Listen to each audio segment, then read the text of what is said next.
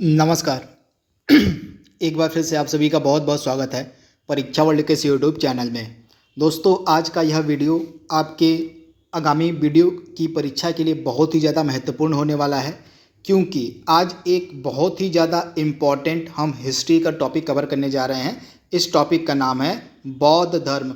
जो भी मैंने आपको प्रीवियस ईयर के क्वेश्चंस कराए हैं हिस्ट्री के, उसमें आपने देखा होगा कि बौद्ध धर्म से रिलेटेड, जैन धर्म से रिलेटेड और सिंधु घाटी सभ्यता से रिलेटेड बहुत सारे प्रश्न पूछे गए आपके वीडियो की प्रीवियस ईयर की परीक्षाओं में। तो इन टॉपिक को हम पूरे डिटेल में कवर करेंगे। लगभग 3 से 4 दिन लगेगा इन इम्पॉर्टेंट टॉपिक को कवर करवाने में। तो यह हमारा बौद्ध धर्म का वीडियो है। जो भी इम्पॉर्टेंट फैक्ट्स और पॉइंट बन सकते हैं उनको हम इस वीडियो में कवर करेंगे। इसके साथ लास्ट में आपको कुछ सेलेक्टेड कुछ इंपॉर्टेंट एमसीक्यूज़ भी मिलेंगे बौद्ध धर्म से रिलेटेड। तो जो भी इंपॉर्टेंट की पॉइंट मैं आपको आज बताने वाला हूं बौद्ध धर्म से रिलेटेड, उनको आप याद कर लीजिएगा। मैं आपको उम्मीद दिलाता हूं कि इस वीडियो से आपके एग्जाम में 1 से 2 प्रश्न देखने को मिल सकता है। तो आइए वीडियो को शुरू करते हैं। जो जो चीज़ें मैं आपको बताते चलूँगा उनको आपको याद करते हुए चलना है। तो सबसे पहले जन्म हम याद रखेंगे कि गौतम बुद्ध का जन्म कब हुआ था। तो 563 ईसा पूर्व में इनका जन्म हुआ था। जन्म स्थान कहाँ पे इनका है, तो कपिलवस्तु के निकट लुम्बिनी नामक स्थान पर इनका जन्म हुआ था, महात्मा बुद्ध का या गौतम बुद्ध का। इनका कुल का क्या नाम था, इनका कुल आपसे एग्जाम में पूछा जा सकता है। तो इनका कुल था शाक्य क्षत्रिय कुल में इनका जो है जन्म हुआ था। इनके बचपन का नाम सिद्धार्थ था। इनकी माता का क्या नाम था, तो महामाया। आप याद रखिएगा, इनकी माता का नाम महामाया था। और ये किस राजवंश से रिलेटेड थी इनकी माता, तो इनकी माता जो है कौशल राजवंश थे। इनका राजवंश भी आप याद कर लीजिएगा। इनकी माता जो है कौशल राजवंश से रिलेटेड थी। तथा इनके पिता का नाम था शुद्धोधन। तो ये चीज़ आप याद रखिएगा, इनके पिता का क्या नाम था, शुद्धोधन था।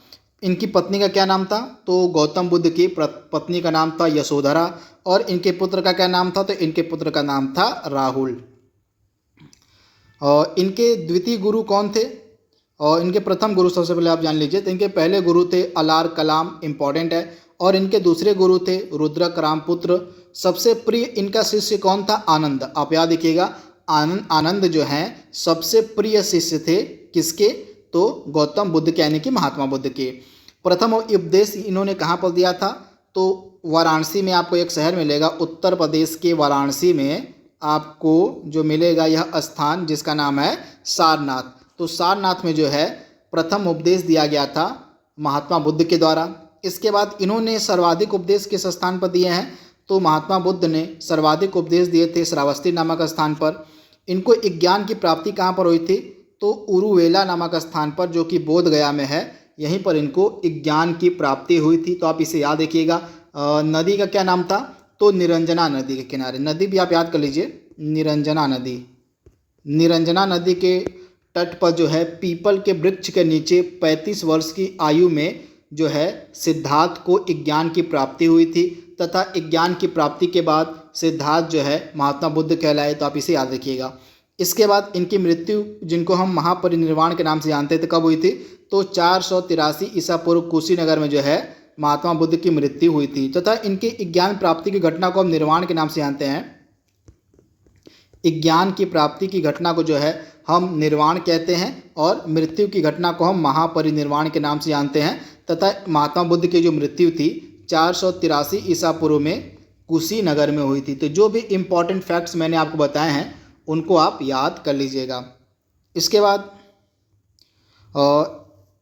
गौतम बुद्ध के जन्म से रिलेटेड जो भी इम्पॉर्टेंट घटनाएं हैं उनके लिए क्या क्या प्रतीक चिन्ह का हम प्रयोग करते हैं, यहाँ से भी प्रश्न एग्जाम में बनते हैं। तो इनके जन्म के लिए जो है कमल का प्रतीक चिन्ह प्रयोग में लाया जाता है। इसके अलावा जब इन्होंने 29 वर्ष की अवस्था में गृह त्याग किया था, तो इनके गृह त्याग के लिए जो प्रतीक चिन्ह है वो घोड़ा का इस्तेमाल किया जाता है। तथा इनके गृह त्याग की घटना को हम महाभिनिषिक्रमण कहते हैं। तथा इनको जो ज्ञान की प्राप्ति हुई थी 35 वर्ष की अवस्था में, तो इसके लिए हम किसका इस्तेमाल करते हैं, बोधि वृक्ष का। तो इसे आप याद रखिएगा। मतलब इनके ज्ञान की प्राप्ति के लिए जो है प्रतीक चिन्ह किसका इस्तेमाल में आता है, तो पीपल का, यानी कि बोधि वृक्ष का। और प्रथम उपदेश के लिए जो है पहिया का इस्तेमाल हम करते हैं, धर्मचक्र का। तथा इन्होंने अपना पहला उपदेश कहाँ पर दिया था, तो सारनाथ में दिया था। इनकी मृत्यु के लिए, इनके महापरिनिर्वाण के लिए जो प्रतीक चिन्ह है वो स्तूप का हम प्रयोग करते हैं। तो ये सारी चीज़ें आपको याद रखनी है। इसके बाद अगली चीज़ क्या है, बौद्ध धर्म के 4 आर्य सत्य हैं, ये क्या क्या हैं आइए देख लेते हैं। तो पहला है आर्य सत्य दुख। दुख मतलब समस्त संसार जो है दुखमय है। उसके बाद दूसरा है दुख समुदाय। दुख समुदाय का मतलब क्या है? संसार में समस्त दुखों का कारण इच्छा या तृष्णा या लालसा है। तीसरा क्या है? दुख निरोध। इसका मतलब क्या है? इच्छाओं या तृष्णाओं को अपने वशीभूत रखकर ही दुख को खत्म किया जा सकता है।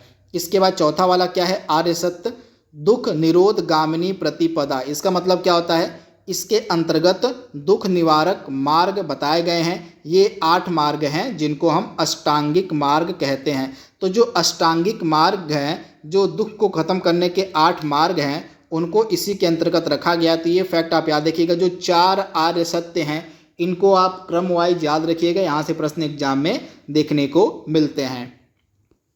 इसके बाद गौतम बुद्ध के अष्टांगिक मार्ग कौन कौन से हैं आइए देख लेते हैं, जिनके रास्ते पर आप चल के दुख से छुटकारा पा सकते हैं। तो पहला है सम्यक दृष्टि। इसका मतलब क्या होता है? विवेक द्वारा सत्य और असत्य, सदाचार और दुराचार को परखने की जो दृष्टि होती है उसी को हम सम्यक दृष्टि कहते हैं। सम्यक संकल्प के अंतर्गत क्या आता है? इच्छा तथा हिंसा से रहित संकल्प को हम सम्यक संकल्प कहते हैं। सम्यक वाणी क्या होती है? सदा मृदु होना, सदा और प्रिय लेकिन धर्म सम्मत वाणी बोलना जो है, इसी को हम बोलते हैं सम्यक वाणी। इसके बाद सम्यक कर्म का मतलब क्या होता है? सदाचार, दान, अहिंसा आदि अच्छे कर्मों में संलग्न होना, इसी को हम बोलते हैं सम्यक कर्म। सम्यक आजीव को हम क्या कहते हैं? सम्यक आजीव का मतलब क्या होता है? तो सदाचार का पालन करके जीवन व्यतीत करना, इसी को हम बोलते हैं सम्यक आजीव। तो ये 5 हमने बौद्ध धर्म के अष्टांगिक मार्गों में से जो 5 मार्ग हैं उनको हमने कंप्लीट कर लिया है। बाकी के 3 मार्ग आपके यहाँ पे स्क्रीन पर दिए गए हैं। तो छठा वाला क्या है? सम्यक व्यायाम। इसका मतलब होता है विवेकपूर्ण व तर्क सम्मत प्रयत्न करना। इसके बाद 7वां आपका है सम्यक स्मृति। इसका मतलब क्या हो जाएगा? अपने कर्मों के प्रति सावधानी व विवेक को हमेशा स्मरण रखना जो है, यह सम्यक स्मृति के अंतर्गत आता है।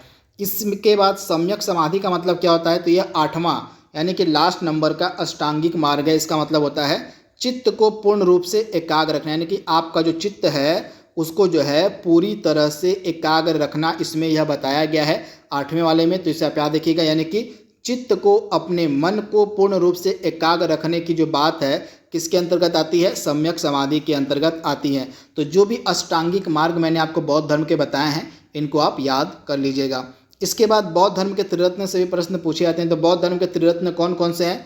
बुद्ध हो गया, धम्म हो गया और संघ हो गया।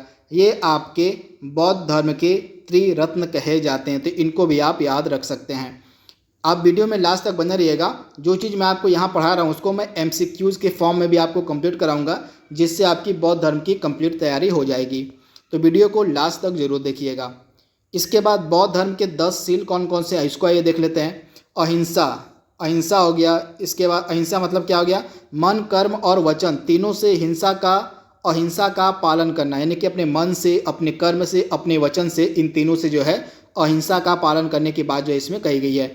सत्य मतलब सर्वदा सत्य बोलना। अस्तेय मतलब किसी प्रकार की चोरी न करना। व्यभिचार न करना मतलब मन, कर्म और वचन तीनों द्वारा किसी भी प्रकार के गंदे विचारों से बचना। मद्य सेवन न करना, यानी कि किसी भी प्रकार के मादक पदार्थों का सेवन से बचना जो है इसमें यह बात कही गई है। इसके अलावा 5 अन्य यहाँ पे लिखे गए हैं, जैसे असमय भोजन न करना। अपरिग्रह, परिग्रह का मतलब क्या होता है? धन संचय से बचना, यानी कि धन का संचय न करना, केवल आवश्यक वस्तुओं को ही अपने पास रखना। इसका मतलब क्या होता है? अपरिग्रह का यह मतलब होता है। इसके बाद संगीत व नृत्य से दूर रहना। इसके बाद सुखप्रद बिस्तर पर न सोना, यानी कि बौद्ध धर्म के 10 सील के अंतर्गत जो 9वां वाला सील है वो क्या कहा जाता है? कि सुखप्रद बिस्तर पर नहीं सोना चाहिए। इसके बाद आखिरी क्या है? स्त्रियों को संसर्ग से बचना। मतलब क्या है? ब्रह्मचर्य, स्त्रियों के संसर्ग से बचना। इसका मतलब क्या है? बौद्ध धर्म में यह कहा गया है कि व्यक्ति को ब्रह्मचर्य का पालन करना चाहिए। मन, कर्म और वचन तीनों से कभी भी स्त्री संसर्ग का विचार नहीं लाना चाहिए। तो ये 10 जो सील हैं बौद्ध धर्म के, उनको हमने यहाँ पे कंप्लीट कर लिया है। तो इन 10 सीलों को आप एक बार देख लीजिएगा। उतने ज़्यादा इंपॉर्टेंट नहीं है, फिर भी अगर आपसे एग्जाम में पूछ लिया जाए तो ये चीज़ आपको पता होनी चाहिए। इसके बाद बौद्ध धर्म की संगतियाँ कई बार एग्जाम में पूछ ली जाती हैं।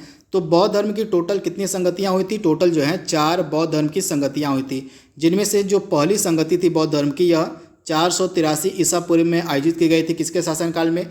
तो अजातशत्रु के शासनकाल में। स्थल था यानी कि जगह थी राजगृह, अध्यक्ष थे महाकश्यप। तो इसके बारे में आप याद देखिएगा, यानी कि जो पहली बौद्ध संगति थी यह 483 ईसा पूर्व में राजगृह में आयोजित की गई थी। उस समय शासक कौन था? तो उस समय शासनकाल था अजातशत्रु का, तथा इसका अध्यक्ष कौन था? प्रथम बौद्ध संगति का कौन अध्यक्ष था? तो महाकश्यप थे। तो इसके बारे में आप याद देखिएगा, इंपॉर्टेंट है।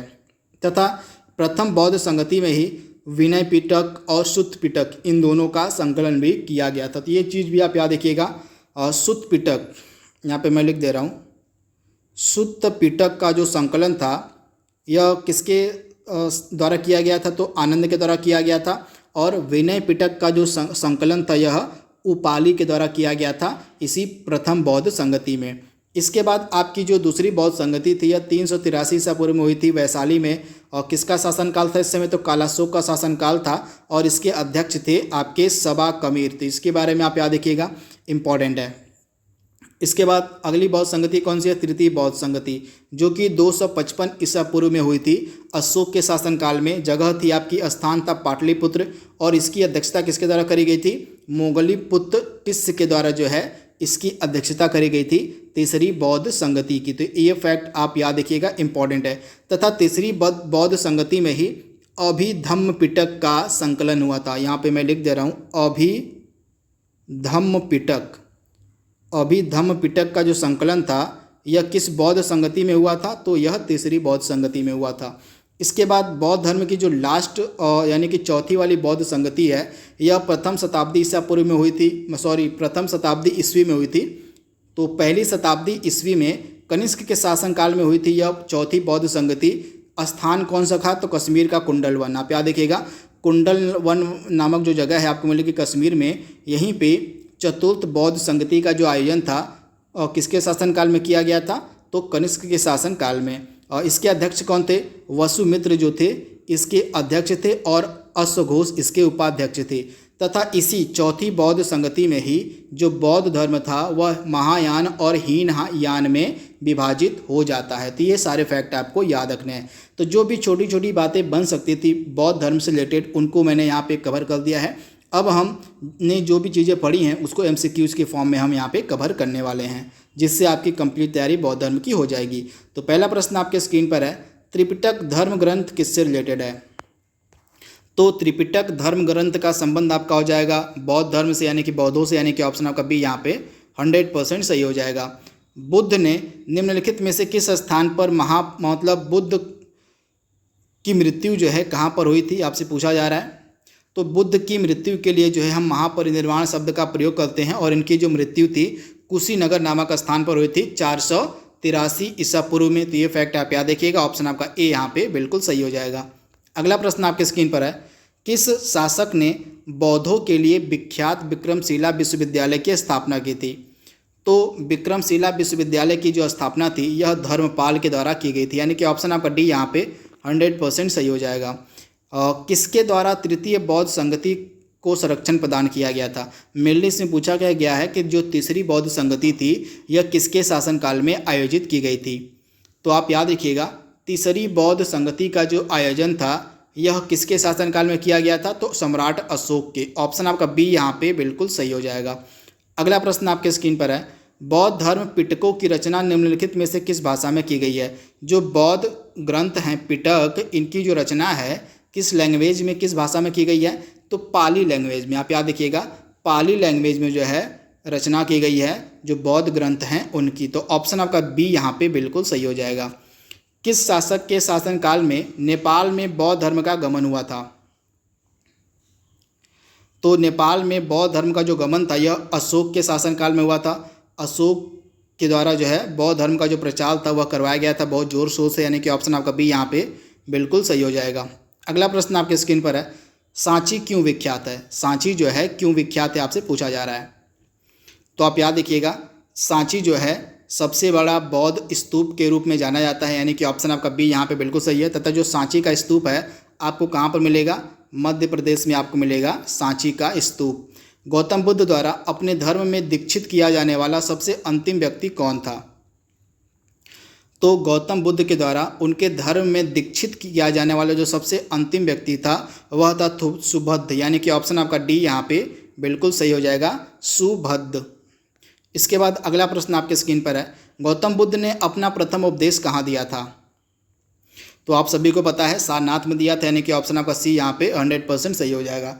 बौद्ध धर्म ग्रहण करने वाली पहली महिला कौन थी?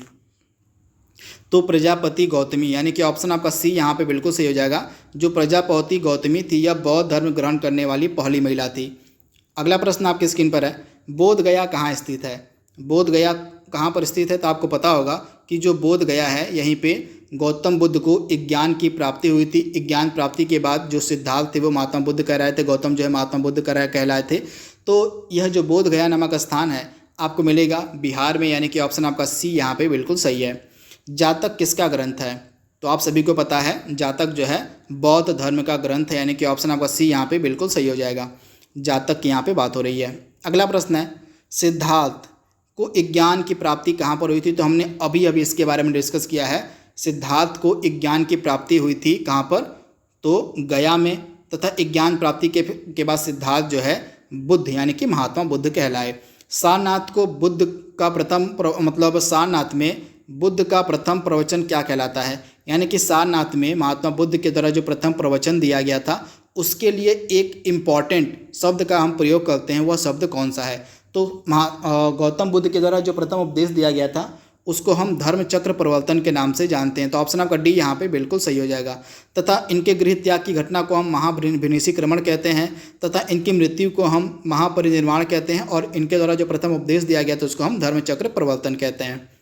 इसके बाद अगला प्रश्न है, बौद्ध धर्म ने समाज के निम्न वर्गों पर महत्वपूर्ण प्रभाव डाला, किस प्रकार से?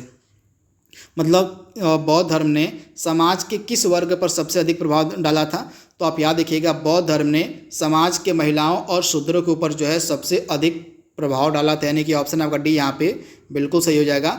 महिलाओं और शूद्रों के ऊपर जो है सबसे ज़्यादा प्रभाव डाला था बौद्ध धर्म ने।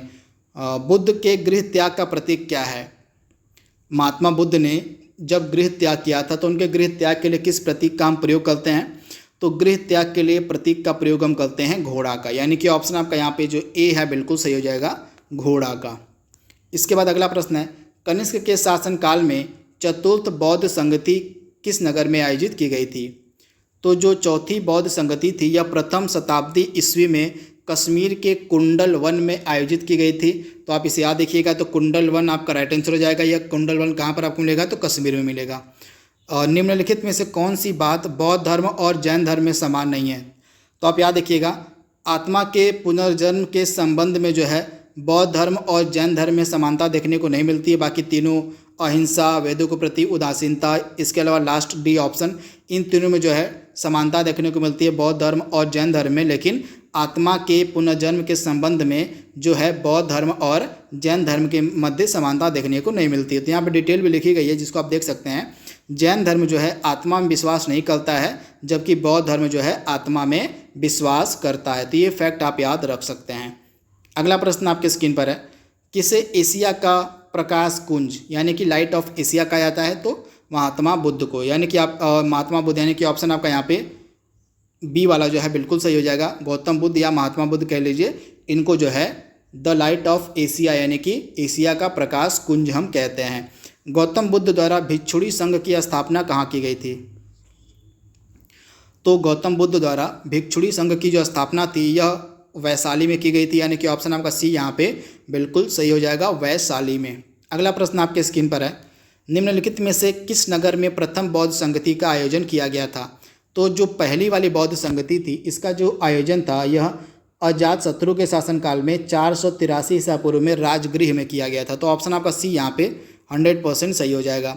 आजीवक संप्रदाय के संस्थापक कौन थे? तो आप याद रखिएगा, आजीवक संप्रदाय के संस्थापक थे मक्खली गोसाल, यानी कि ऑप्शन आपका डी यहाँ पे 100% सही हो जाएगा। इसके बाद अगला प्रश्न है, भारत में सबसे बड़ा बौद्ध स्तूप कहाँ स्थित है? तो भारत में सबसे बड़ा जो बौद्ध स्तूप है आपको मिलेगा सांची में, तथा यह जो सांची नामक जगह आपको मिलेगी मध्य प्रदेश में। तो इसके बारे में आपको याद रखना है। बौद्ध शिक्षा का केंद्र इसमें से कौन सा था? तो इसमें से विक्रमशिला जो था यह बौद्ध शिक्षा का केंद्र था तथा विक्रमशिला विश्वविद्यालय की जो स्थापना थी यह धर्मपाल के द्वारा करवाई गई थी। तो ऑप्शन आपका ए यहाँ पे बिल्कुल सही है। और अगला प्रश्न आपके स्क्रीन पर है, गौतम बुद्ध ने अपनी मृत्यु के उपरांत बौद्ध संघ के नेतृत्व के लिए किसे नामित किया था? तो आप याद रखिएगा किसी को भी नहीं, यानी कि ऑप्शन आपका डी यहाँ पे बिल्कुल सही हो जाएगा। गौतम बुद्ध ने अपनी मृत्यु के उपरांत बौद्ध संघ के नेतृत्व के लिए जो है किसी को नामित नहीं किया था। तो ऑप्शन आपका डी यहाँ पे बिल्कुल सही हो जाएगा। मिलिंद पन्नो जिसको हम मिलिंद के प्रश्न भी कहते हैं, राजा मिलिंद और किस बौद्ध भिक्षु के मध्य संवाद के रूप में है? तो यह वाला जो प्रश्न आपका है हाल ही में यूपीपीसीएस 2023 के प्रीलिम्स में पूछा गया है। तो राजा मिलिंद और जो बौद्ध भिक्षु था नागसेन, इन दोनों के मध्य जो संवाद था उसी को हम मिलिंद पन्नो के नाम से जानते हैं। तो ऑप्शन आपका ए यहाँ पे बिल्कुल सही हो जाएगा, नागसेन। इसके बारे में आपको याद रखना है। राइट आंसर क्या हो जाएगा आपका? तो नागसेन। ऑप्शन ए आपका बिल्कुल सही है। तो इस प्रकार से कंप्लीट जो भी चीज़ें आपकी बौद्ध धर्म से बन सकती थी उनको हमने एक ही वीडियो में कवर कर लिया है। तो आज के लिए बस इतना ही। Thank you, thanks for watching, thank you.